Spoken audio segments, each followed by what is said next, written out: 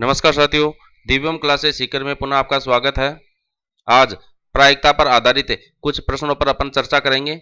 देख लिए, पिछली क्लास में हमने देखा था कि जो आनुभाविक प्रायिकता है जिसको हमने P ऑफ E से डिनोट किया था, उसका मान हमने देखा था कि हमने प्रयोग किए हैं तो उन प्रयोगों की जो कुल संख्या है उसको हमने हर में लिखा था और प्रयोग के करने पर जो भी अपने को परिणाम प्राप्त होते हैं उसको हमने अंश में लिखा था। यानी कि P ऑफ E का मान अभिप्रयोगों की संख्या जिनमें घटना घटी है बटा अभिप्रयोग की कुल संख्या के रूप में अपन ने इसको देखा है।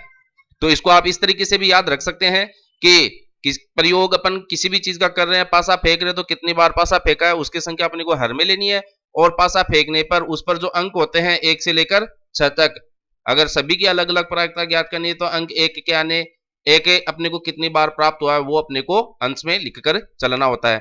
तो इस पर आधारित कुछ क्वेश्चंस है, उन पर अपन डिस्कस करते हैं। तो 1 नंबर का क्वेश्चन लेकर चलते हैं। देखिए, एक सिक्के को 1000 बार उछालने पर निम्नलिखित बारंबारता प्राप्त होती है।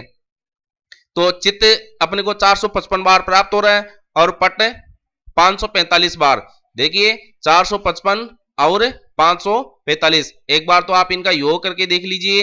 ये देखिए दोनों का योग जो है 1000 प्राप्त हो रहा है। इसका मतलब हमने 1000 बार सिक्कों को उछाला है, सिक्के को उछाला है तो अपने को 455 बार तो चित्त प्राप्त हुआ है और 545 बार पट प्राप्त हुआ है। दोनों का योग 1000 के बराबर है। इसका मतलब यहां अपने प्रयोग करने में और जो रिजल्ट आया है उसको नोट करने में कोई त्रुटि नहीं हुई है। अब जो प्रायिकता का मान अपने को ज्ञात करना है तो अपन लिख लेते हैं कि जो चित्त है उसके लिए P ऑफ E1 है और जो पट है उसके लिए प्रायिकता को अपन P ऑफ E2 से डिनोट कर देते हैं। ये जो P ऑफ E1 है वह चित्त के लिए है और पट के लिए अपन लिख लेते हैं P of E2 head and tail के लिए। तो सबसे पहले अपन P ऑफ E1 ज्ञात कर लेते हैं, यानी कि चित्त की जो आनुभाविक प्रायिकता है वो ज्ञात कर लेते हैं। तो सूत्र अपने को ध्यान है, रिजल्ट जो आया है उसमें प्रयोग कितनी बार किया है उसका अपने को डिवाइड करना है। तो चित्त कितनी बार प्राप्त हुआ है 455, तो 455 बटा 1000, तो 1000 का डिवाइड इसके अंदर कर देंगे तो ये 0.455 अपने को इसकी प्रायिकता प्राप्त हो रही है। इसी तरीके से पट की प्रायिकता अपन ज्ञात कर लेते हैं। रिजल्ट कितनी बार प्राप्त हुआ है, कितना प्राप्त हुआ है 545, और ये 545 कितनी बार प्रयोग करने पे मिला है 1000 बार, तो इसका भी मान कितना हो जाएगा 0.545 प्राप्त हुआ है। अब देखिए प्रायिकता का जो पिछला वीडियो अपन ने देखा था तो उसमें हमने देखा था कि जो भी अपन प्रयोग करते हैं हेड एंड टेल के लिए करते हैं, पासे के लिए करते हैं, तो इसके अंदर जितने भी प्रयोग जितनी बार अपन प्रयोग करते हैं और इसकी जैसे दो प्रायिकता अपने को प्राप्त होती है चित्त के लिए और पट के लिए, तो इन दोनों की प्रायिकताओं को जब अपन जोड़ते हैं तो उसका अधिकतम मान अपने को 1 प्राप्त होता है। तो आप इसको यहां पर जोड़कर देख लीजिए कि इन दोनों की प्रायिकता का जो मान है P of E1 plus P of E2 वह 1 के बराबर है या नहीं है। अगर 1 के बराबर है तो आपका उत्तर एकदम सही है। 5 आपका 10 हो गया, 9 10, 5 4 9 1 10, ये 3 अंक पर अपने दशमलव, तो देखिए 1 आ रहा है। यानी कि प्रायिकता का जो अधिकतम मान है वह 1 होता है। तो न्यूनतम मान कितना होता है, कमेंट करके आप बताइएगा कि प्रायिकता का जो है न्यूनतम मान कितना होता है। प्रायिकता का न्यूनतम मान कितना होता है, कमेंट करके जरूर बताइएगा। अब अपन बात करते हैं अगले क्वेश्चन की। यहां हमको दोनों प्रायिकता देख ली, इसकी इतनी इतनी प्राप्त हो रही है। क्वेश्चन नंबर 2 है अपना, दो सिक्कों को एक साथ 500 बार उछालने पर हमें यह प्राप्त होता है। देखिए दो चित्त 105 बार प्राप्त होता है, एक चित्त 275 बार प्राप्त होता है और कोई भी चित्त नहीं, कोई भी चित्त नहीं का मतलब अपने को केवल पट प्राप्त होता है, लेकिन अपने को क्वेश्चन में दिया है कोई भी चित्त नहीं, वो है 120। तो इन तीनों की प्रायिकता ज्ञात करनी है। तो इसको लिए अपन देखो इसको लिख लेते हैं। इससे पहले ये P ऑफ E1 है, दो चित्त के आने की प्रायिकता P ऑफ E1 है और एक चित्त आने की प्रायिकता को अपन P ऑफ E2 लिख देते हैं और कोई भी चित्त नहीं की प्रायिकता को अपन P ऑफ E3 से डिनोट कर देते हैं। अब देखिए दो सिक्के हैं और उनको 500 बार उछाल रहे हैं, यानी कि दोनों सिक्कों को अपन एक साथ उछाल रहे हैं, तो आप यहां इस चीज को तो आप भूल ही जाओ कि ये दो सिक्के हैं एक ही प्रयोग के बराबर है। यानी कि अगर अपन इन दोनों सिक्कों को एक साथ उछालते हैं तो ये दोनों का प्रयोग एक साथ होना कहलाएगा। और वो प्रयोग कितनी बार कर रहे हैं अपन? 500 बार कर रहे हैं।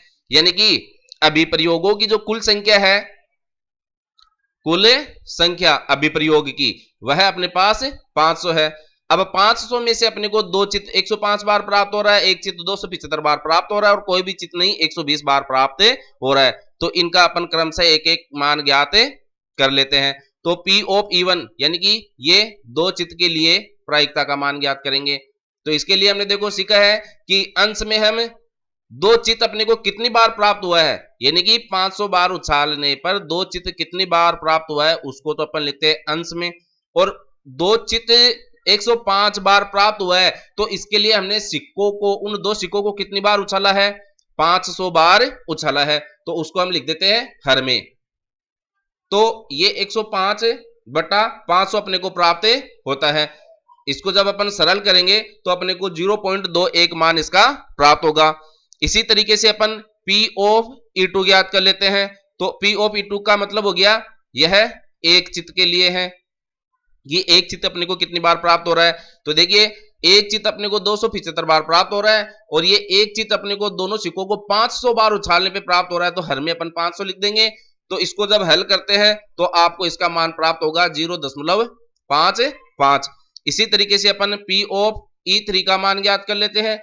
तो E3 का मान के लिए देखो क्या है? कोई भी चित्त नहीं। P ऑफ E3 का मतलब क्या है? कोई भी चित्त नहीं। ये हमें 120 बार प्राप्त होता है परिणाम, कोई भी चित्त नहीं का मतलब 120 बार प्राप्त होता है।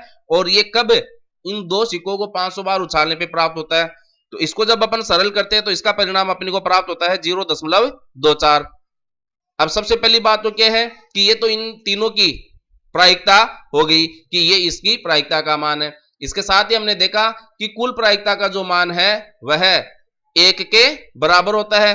तो अपन इन तीनों के प्रायिकताओं को जोड़कर देख लेते हैं। 5 4 9 1 10, 5 4 9 1 10, 2 अंक पर दशमलव। तो देखिए दोबारा अपने को इनकी तीनों की जो प्रायिकता है, जो भी प्रयोग आप कर रहे हैं उस प्रयोग को आपने कितनी बार किया है और कितने प्रकार के आपको रिजल्ट मिले हैं।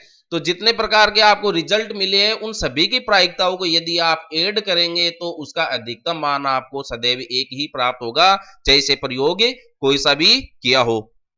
तो इस तरीके से हमने दो सिक्कों को 500 बार उछालने पर दो चित्त, एक चित्त और कोई भी चित्त नहीं की प्रायिकताओं के मान ज्ञात किए हैं। और यह भी देखा है साथ ही कि किसी भी प्रयोग को करने पर उसकी जो कुल प्रायिकता है, उन घटनाओं के घटित होने की जो कुल प्रायिकता है वह भी अपने को एक प्राप्त होती है। बात करते हैं अगले क्वेश्चन की। देखिए क्वेश्चन नंबर 3, एक पासे को 1000 बार फेंकने पर प्राप्त परिणामों, यानी कि पासे को फेंकेंगे तो उस पर अंक 1 2 3 4 5 और 6 की बारंबारता अपने को नीचे सारणी में दी गई है। परिणाम तो क्या है? पासे को फेंकेंगे तो अंक 1 भी आ सकता है, 2 भी आ सकता है, 3 भी आ सकता है, 4 5 और 6। तो इनकी बारंबारता लिखी है, यानी कि इनका रिजल्ट लिखा है। अंक 1000 बार पासे को फेंकने पर अंक 1 179 बार आ रहा है, अंक 2 150 बार, अंक 3 157 बार, अंक 4 149 बार, अंक 5 175 बार और अंक 6 190 बार प्राप्त हो रहा है। तो अपने को यहाँ पर इन सभी की प्रायिकता ज्ञात करनी है। तो अंक 1 के लिए अपन P ऑफ E1 लिख लेते हैं, अंक 2 के लिए P ऑफ E2 लिख लेते हैं, अंक 3 के लिए P ऑफ 3, इसी प्रकार अपन P ऑफ 4, इसी प्रकार P ऑफ 5 अंक 5 के लिए, और ये अपने को प्राप्त हो जाएगी 6 के लिए। तो इन सब की आप अलग अलग प्रायिकता ज्ञात करें। देखिए अंक 1 की जो प्रायिकता है उसका मान कितना होगा? ये अपने को अंक 1 का रिजल्ट कितनी बार प्राप्त हो रहा है? 179। और कितनी बार पासे को फेंकने पे प्राप्त हो रहा है? 1000 बार। यानी कि पासे को 1000 बार फेंकने पर अंक 1 179 बार प्राप्त होता है। तो इसकी प्रायिकता का जो मान है 0.179 प्राप्त हो रहा है। इसी तरीके से P ऑफ E2 यानी कि अंक 2 150 बार प्राप्त होता है, तो ये 150।